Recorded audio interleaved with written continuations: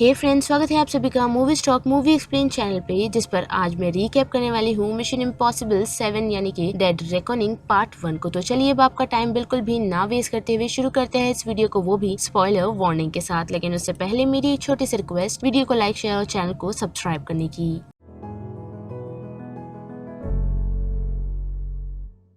तो फिल्म की शुरुआत हमें रशियन सेबास्टोपोल सबमरीन से दिखाई जाती है, जहां वो सभी मिल दो की मदद से किसी तरह के एक्सपेरिमेंट्स को कर रहे हैं। लेकिन उस एक्सपेरिमेंट को करते हुए वो लोग खुद की तरफ बढ़ती हुई एक सबमरीन को नोटिस कर पाते हैं, जिसे खत्म करने के लिए उन लोगों ने मिसाइल भी लॉन्च कर दिया है। लेकिन उनके सिस्टम को किसी ने हैक कर लिया था, जिससे उन्हें ऐसा लगा कि उनकी तरफ कोई सबमरीन बढ़ रही है, जबकि ऐसा कुछ नहीं था। और जो मिसाइल उन लोगों ने लॉन्च किया था वो बढ़कर उन्हीं की तरफ उन्हें ही डिस्ट्रॉय कर देती है। जिसके बाद बड़े हमारे लीड यानी कि ईथन की तरफ, जिसके पास एक पार्सल पहुंचा है, जिसे चेक करने पर उसे हमें उसका थोड़ा बहुत पास्ट पता चलता है, जिस पास्ट में उसकी दुश्मनी गैब्रियल नाम के एक शख्स से थी और साथ ही गैब्रियल ने उसकी फ्रेंड या फिर गर्लफ्रेंड को मारा था, जिस कारण ईथन को IMF वालों ने अरेस्ट कर लिया, लेकिन उसे जेल में नहीं भेजा, क्योंकि IMF के डायरेक्टर ईथन की काबिलियत देख उससे काफी इम्प्रेस्ड हुए, जिस कारण उन्होंने उसे अपनी टीम में शामिल कर लिया। तो अब बात करें ईथन के मिशन की, तो हम देख सकते हैं कि उसे दो कीज को ढूंढने के लिए भेजा गया है, जिसमें से एक की उसकी कलीग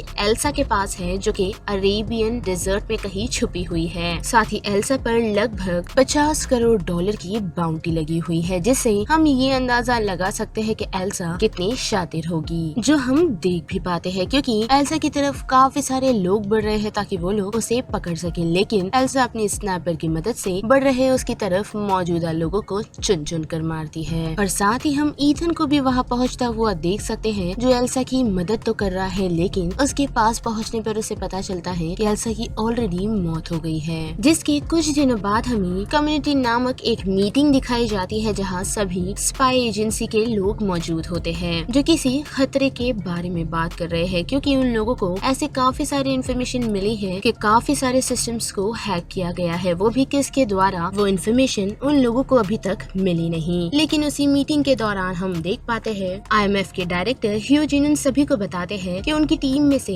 एल्सा नामक एक एजेंट को किसी तरह की की मिली थी, जो में भी इन सारी चीजों से रिलेटेड होगी, जिस कारण उनकी ही टीम के एथन नाम के एक एजेंट को उसे रिट्रीव करने के लिए भेजा गया है। पर उन्हें ये भी इन्फॉर्मेशन मिली है कि एल्सा की डेथ हो चुकी है और तब से ही ईथन का कोई पता नहीं। और उसी दौरान उनकी बातों को इंटरप्ट करते हुए उनका बॉडीगार्ड पहुंचता है और उनके हाथों में एक मास्क पकड़ा देता है, जिसके बाद पूरे रूम में गैस फैल जाती है, जिससे मौजूदा लोग बेहोश हो जाते हैं। और हमें पता चलता है कि वो बॉडीगार्ड और कोई नहीं बल्कि ईथन ही है। साथ ही उसने ह्यूजिन को ये भी बताया है कि एल्सा मरी नहीं, बल्कि ईथन ने उसे मरने का नाटक करने को कहा था, ताकि वो दुनिया भर सभी लोगों से बच सके, क्योंकि उस पर जैसे कि हमने देखा ही काफी सारी बाउंटी थी, जिस कारण ही एल्सा ने अपनी जान बचाने के चक्कर में उस की को ईथन को सौंप कर वहाँ से वो निकल गई। जो जानकारी जानते ही ह्यूजिन ईथन को और इन्फॉर्मेशन कलेक्ट करने के लिए कहते हैं, जिसके बाद ये सीन सीधा शिफ्ट होता है दुबई एयरपोर्ट की तरफ, जहां हम देख सकते हैं कि कुछ एजेंट्स जो कि कम्युनिटी के द्वारा भेजे गए हैं, जिसमें हम जैस्पर नाम के एक एजेंट को देख पाते हैं, जो ईथन को ही ढूंढने के लिए वहां पहुंचे थे, क्योंकि जैसा कि हमने देखा ही कि ईथन रोग हो चुका है, वो भी एल्सा के चलते, ताकि वो उसका नाम सारी चीजों से हटा पाए। साथ ही हम देख पाते हैं कि जैस्पर उसकी टीम को ईथन मिल चुका है, लेकिन उसे पकड़ने के लिए जैसे ही वो लोग पहुंचते हैं तो वहाँ उन्हें पता चलता है कि वो शख्स ईथन है ही नहीं। और हमें पता चलता है कि ईथन ने अपने दो साथियों के साथ मिल कैमरास को हैक किए हैं और वहाँ से खुद बड़े ही आसानी से बचकर वो निकल जाता है। साथ ही उसके काफी हाई टेक्नोलॉजी चश्मे की मदद से वो उस की को लोकेट कर पाता है, जिसे सेलर यहाँ से लेकर निकल रहे हैं, जिसका पीछा करते हुए उसका सामना एक लेडी से होता है, जिसकी इन्फॉर्मेशन उसके साथी उसे देते हैं। और हमें पता चलता है कि उस लेडी का नाम ग्रेस है, साथ ही वो एक चोर भी है और उस पर काफी सारे इल्जाम भी है। लेकिन उसी बीच बेंजी को ये पता चलता है, यानी कि ईथन के साथियों को, कि वहाँ एक बॉम्ब रखा गया है, जिसे डिफ्यूज करने में बेंजी लग जाता है। वही ईथन अपने चार्म और अपनी हुनर की मदद से ग्रेस से वो चाबी लेने में कामयाब होता है। साथ ही ग्रेस को ये तक कहता है कि वो चाबी वापस सेलर की जेब में रख दे, ताकि वो पता कर पाए कि एक्चुअल में वो सेलर उस चाबी को लेकर जा कर रहा है। लेकिन ग्रेस ऐसा नहीं करती और उसी दौरान बेंजी ईथन को बताता है कि जिस बॉम्ब को वो डिफ्यूज यूज करने के लिए गया था वो एक्चुअल में बॉम्ब था ही नहीं, यानी कि उन्हें धोखा दिया गया है ताकि उस चाबी को रिट्रीव किया जाए, जिसमें ग्रेस कामयाब भी हुई है और उसने ईथन के पास से वो चाबी लेकर उस लोकेशन से वो निकल तक चुकी है। लेकिन उसी के साथ ईथन को वहाँ बेंजिन एक और शख्स के बारे में बताता है जिसे एयरपोर्ट पर नोटिस ही नहीं किया गया, जबकि वो शख्स पूरा समय एयरपोर्ट पर ही था। साथ ही बेंजिन उस शख्स की छवि ईथन को भी दिखाता है जिससे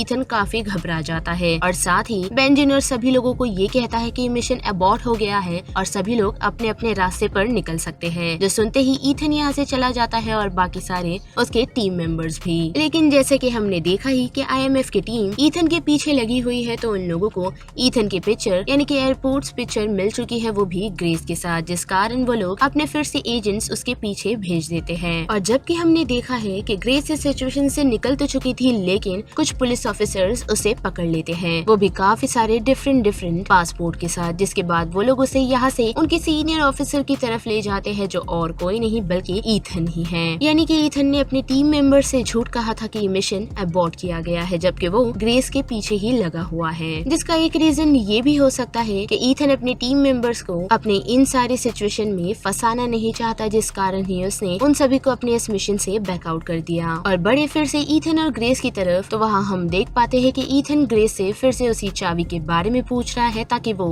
फिर से उस चाबी को उसके सेलर के पास छोड़ा है ताकि वो और इन्फॉर्मेशन उस चाबी के रिलेटेड निकाल पाए। पर इतना ही नहीं बल्कि ग्रेस से उसे ये भी पता चला है कि उसे किसी शख्स का कॉल आया था जिसने उसे उस चाबी को रिट्रीव करने को कहा था। पर साथ ही उसे ग्रेस से ये भी पता चला है कि उसके दोस्त उसका पीछा कर रहे हैं, यानी कि जैस्पर और बाकी सभी, जिस कारण ईथन उससे ये प्रॉमिस लेता है कि अगर वो उसे धोखा नहीं देगी तो वो उसे इस लोकेशन से बचाकर निकाल देगा, जिसके लिए वो हामी भरती है और वो दोनों इस सिचुएशन से निकल पड़ते हैं। लेकिन फिर से उसे ग्रेस धोखा देती है और कार लेकर यहाँ से निकलने की कोशिश करती है, लेकिन वो ज्यादा दूर नहीं जा पाती क्योंकि उसकी कार से टक्कर हो जाती है और उसके पीछे हम ईथन को बाइक लेता पहुँचता हुआ देख सकते हैं, जो ग्रेस की तरफ बढ़ रहे कुछ गुंडों से उसकी हेल्प करता है। लेकिन साथ ही हम जेस्पर को भी वहाँ पहुँचता हुआ देख सकते हैं, जिसे देख ईथन और ग्रेस दोनों ही सरेंडर कर देते हैं। लेकिन वहाँ ट्विस्ट यानी कि पेरिस पहुँचती है, जो सभी ऑफिसर्स पर हमला कर देती है और उस मौके का फायदा उठाकर ईथन ग्रेस के हाथ में हथकड़ी बांधता है और कार की मदद से यहाँ से निकल पड़ता है। लेकिन उसके पीछे अभी भी पेरिस लगी हुई है, जो चेजिंग सीन काफी ही अमेजिंग था, जिससे बच निकलने में ईथन और ग्रेस कामयाब तो होते हैं, लेकिन फिर ईथन बेवकूफ ग्रेस के हाथों बन जाता है, जो खुद को छुड़ाने में कामयाब हुई है और ईथन को स्टीयरिंग से बांध वहाँ से निकल पड़ती है। लेकिन जैसे ही ट्रेन की टक्कर ईथन की कार से होने वाली होती है, तो वो गुस्से में उस कार की स्टीयरिंग को ही तोड़ वहाँ से निकल पड़ता है और उसका सामना और किसी से नहीं बल्कि उसके टीम मेंबर से होता है, जो न सिर्फ उसे उस लोकेशन से ले जाते हैं बल्कि उसे ये तक बताते हैं कि उन लोगों ने उसका साथ नहीं छोड़ना। साथ ही उन लोगों के पास से इन्फॉर्मेशन भी पहुंच चुकी है कि ग्रेस उस की को लेकर कहाँ जाने वाली है। साथ ही ईथन को वहाँ एल्सा से ये भी पता चलता है कि उसे उस की को रिट्रीव करने के लिए एक कॉल आया था, जिस कारण ही वो उस की तक पहुँची और तब से ही सभी लोग उस की के पीछे लगे हुए हैं। और बड़े रात की पार्टी की तरफ तो हम देख सकते हैं कि ग्रेस एक पार्टी में आ पहुंची है, जहां उसकी मुलाकात गैब्रियल से होती है, जो उससे की मांग रहा है, लेकिन ग्रेस उसे नहीं देती। और उसी के साथ हम उसके पीछे खड़ी पेरिस को भी देख पाते हैं, जो दोनों ही एंटिटी नामक किसी शख्स के लिए काम करते हैं। साथ ही वहाँ ईथन भी आ पहुंचा है, जिसके साथ साथ एलेना भी वहाँ अपने भाई के साथ आ पहुँचती है, जहाँ हमें और ईथन को पता चलता है कि एलेना भी किसी एंटिटी नामक शख्स के लिए काम कर रही है और ग्रेस को ये मिशन और किसी ने नहीं बल्कि एंटिटी ने ही दिया था, जिसे हिंदी में वजूद कहा गया है। यानी कि यहाँ जितने भी लोग मौजूद हैं उन लोगों को एंटिटी के ही द्वारा यहाँ बुलाया गया है, जिससे ईथन को ऐसा लगने लगा है कि वो कोई शख्स नहीं बल्कि कोई AI हो सकता है। लेकिन इस बात की कंफर्मेशन उसे अभी तक मिली नहीं, लेकिन उसे इतना तो समझ आ जाता है कि जो बायर इस की को बाय करने वाला है उसकी वो कोई भी कीमत देने को तैयार है और साथ ही उसी को एक्चुअल में पता है कि वो की क्या कर सकता है। जो बात जानते ही ईथन एलेना से पूछता है कि उसके बदले तुम्हें क्या मिल रहा है, जो कि सिंपल है, एलेना को पावर मिलेगी और साथ ही काफी सारे पैसों के साथ फ्यूचर में कभी उसे जरूरत पड़ी तो हेल्प भी मिलेगी। लेकिन एलेना ने अगर उसका साथ नहीं दिया तो वो उसे पूरी तरह डिस्ट्रॉय कर देगा। साथ ही ग्रेस की सर्च करने पर उन लोगों को उससे कोई भी की नहीं मिलती, क्योंकि ग्रेस ने उस की को एलेना के भाई के जेब में डाल दिया है ताकि कोई भी उस की को ढूंढ ना पाए। और इन्हीं बातों के दौरान वो लोग उस की को भी रिट्रीव कर उस लोकेशन से भाग निकलते हैं, जिसमें एलिसा भी शामिल शामिल है और एल्सा भी शामिल है, साथ ही ग्रेस भी, जो सभी लोगों से बचती हुए निकल रही है। लेकिन ईथन को उन लोगों की प्रॉपर लोकेशन नहीं मिलती, जिस कारण बेंजी उसकी हेल्प करता है लोकेशन गाइड करने में। लेकिन वो धीरे धीरे नोटिस कर पाता है, यानी कि बेंजी, कि वो लोकेशन उसे वो नहीं बल्कि कोई और गाइड कर रहा है। जो चीज ईथन को भी समझ आ जाती है, क्योंकि ईथन को ये कहा गया है कि ग्रेस और एल्सा दोनों में से एक को चुन लिया जाए, जिस कारण हड़बड़ी में ईथन उन लोगों को ढूंढने लगता है और उसी दौरान उसका सामना पेरिस से होता है और थोड़ी बहुत झड़प, जहां हम देख पाते हैं कि ईथन नर्म दिली दिखाते हुए पेरिस को छोड़ सीधा बेंजी की तरफ निकलता है, जहां हम देख पाते हैं कि बेंजी ने ग्रेस को काफी घायल कर दिया है। लेकिन ग्रेस की मदद करते हुए वहाँ एल्सा पहुँचती है, लेकिन वो गैब्रियल का सामना नहीं कर पाती और गैब्रियल उसे खत्म कर देता है। और जब तक ईथन वहाँ पहुँचता है तो हम देख पाते हैं कि एल्सा ने दम तक तोड़ दिया है, जिससे ईथन पूरी तरह टूट चुका है। और साथ ही हम देख पाते हैं कि ग्रेस अब उन लोगों का साथ देने को तैयार है, क्योंकि उसने चाविया गैब्रियल को खो दी है। साथ ही उसे पता है कि गैब्रियल और अलाना कहाँ मीटिंग करने वाले हैं, जहाँ जाने के लिए उन लोगों ने प्लान भी कर लिया है, जो कि अलाना और उसके भाई के फेस में है। लेकिन जाने से पहले ईथन की बातचीत लूथर से होती है, जो उसे बताता है कि किसी ने उनके सिस्टम को हैक कर लिया था, लेकिन वक्त रहते उन लोगों ने उस सिस्टम को शट डाउन कर लिया, जिसकी मदद से वो लोग ये जान पाएंगे कि एक्चुअल में उनके सिस्टम को हैक किसने किया था। जो इन्फॉर्मेशन ईथन उसे और निकालने के लिए कहता है, और साथ ही लूथर ने उसे गैब्रियल को खत्म करने से मना किया है, क्योंकि उसे ऐसा लगता है कि गैब्रियल के पास ही काफी सारी इन्फॉर्मेशन है उस की को लेकर। लेकिन अब प्लान में थोड़ा ट्विस्ट है, क्योंकि उनकी मास्क बनाने वाली मशीन खराब हो चुकी है, जिस कारण ग्रेस को उनका मिशन थोड़ा बहुत संभालना होगा, वो भी एलेना के रूप में, ताकि वो ये जान पाए कि एक्चुअल में वो की करती क्या है, जिसके लिए ग्रेस रेडी है। और साथ ही ईथन उसे कहता है कि वो वक्त रहते ट्रेन में पहुंच जाएगा, जिसके बाद हमें ट्रेन दिखाई जाती है जहां पेरिस पहुंच चुकी है और उसने ड्राइवर को मार दिया है। और साथ ही गैब्रियल को इस ट्रेन में कफन की मदद से लाने में वो कामयाब हुई है, जो निकलते ही ट्रेन के सारे सिस्टम को डिस्ट्रॉय कर देता है। साथ ही हम देख पाते हैं कि एलेना का सामना एलेना से हुआ है, यानी कि ग्रेस से, जो उसे बेहोश कर एक रूम में लॉक कर देती है और खुद बायर से मिलने के लिए चली जाती है, जो बायर और कोई नहीं बल्कि ह्यूजिन है, जिसे बातों में उलझाकर वो उसकी